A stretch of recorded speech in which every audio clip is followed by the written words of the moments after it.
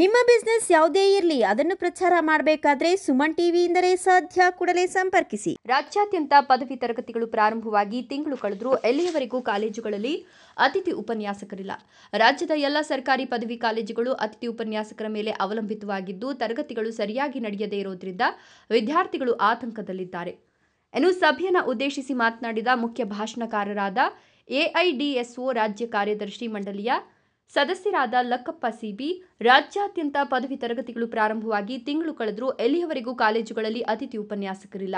ರಾಜ್ಯದ ಎಲ್ಲ ಸರ್ಕಾರಿ ಪದವಿ ಕಾಲೇಜುಗಳು ಅತಿಥಿ ಉಪನ್ಯಾಸಕರ ಮೇಲೆ ಅವಲಂಬಿತವಾಗಿದ್ದು ಎಲ್ಲಿಯವರೆಗೂ ತರಬೇತಿಗಳು ಸರಿಯಾಗಿ ನಡೆಯದೇ ಇರೋದ್ರಿಂದ ವಿದ್ಯಾರ್ಥಿಗಳು ಸಾಕಷ್ಟು ಆತಂಕದಲ್ಲಿದ್ದಾರೆ. ಮುಂದಿನ ತಿಂಗಳು ಪದವಿ ವಿದ್ಯಾರ್ಥಿಗಳ ಮೊದಲ ಆಂತರಿಕ ಪರೀಕ್ಷೆಗಳು ನಡೆಯಬೇಕಿದ್ದು ಪಾಠಗಳು ಇನ್ನೂ ಆರಂಭವಾಗಿಲ್ಲ ಅಂದರು. ಯುಜಿಸಿಯ ಹೊಸ ನಿರ್ದೇಶನಗಳು ಹಾಗೂ ಕೋರ್ಟ್ನಲ್ಲಿ ನಡೆಯುತ್ತಿರುವ ಮೊಕದ್ದಮೆಯಿಂದ ಅತಿಥಿ ಉಪನ್ಯಾಸಕರ ನೇಮಕಾತಿಯೂ ಆಗಲಿಲ್ಲ. ಬಾಗೇಪಲ್ಲಿ ಹತ್ರ ಪಕ್ಕದಲ್ಲಿ ಪುಲ್ವಾರ್ಪಲ್ಲಿಯಿಂದ ಬರ್ತೀವಿ. ಸುಮಾರು 1.5 ತಿಂಗಳಿಂದ ಬರ್ತಾ ಇದೀವಿ. ಇರೋ ಟೀಚರ್ಸ್ನ ಟ್ರಾನ್ಸ್ಫರ್ ಮಾಡ್ತಾಯಿದ್ರಿ. ಇಲ್ಲಿ ಮಾತ್ರ ಕಷ್ಟ. ಅಲ್ಲಿ ಯಾಕೆ ಮಾಡ್ತಾಯಿಲ್ಲ ಅಂದರೆ ನಮ್ಮ ಸಪೋರ್ಟ್ ಯಾರು ಇಡ್ತಾ ಇರಲಿಲ್ಲ.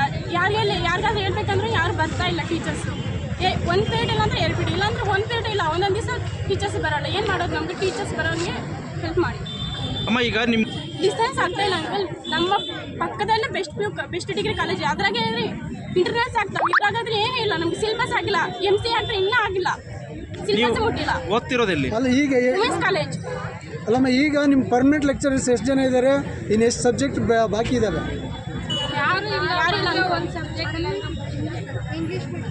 ಅಲ್ಲ, ಈಗ ನಿಮಗೆ ಅತಿಥಿ ಅವ್ರು ಬರ್ತಿದ್ದಾಗ ಕರೆಕ್ಟಾಗಿ ನಡೀತಿದ್ದಾಗ ಸಿಲೆಬಸ್ಸು, ಈಗ ನಿಮ್ಮ ಪ್ರಿನ್ಸಿಪಾಲ್ಗೆ ಹೇಳಿದ್ರೆ ಏನು ಹೇಳ್ತಾರೆ ಅವರು ಟ್ರಾನ್ಸ್ಫರ್ ಆಗ್ತಾ ಇಲ್ಲ, ಆಗ್ತಾರೆ, ಬರ್ತಾರೆ ನೆಕ್ಸ್ಟ್ ವೀಕ್ ಅಂತ ಹೇಳ್ತಾರೆ.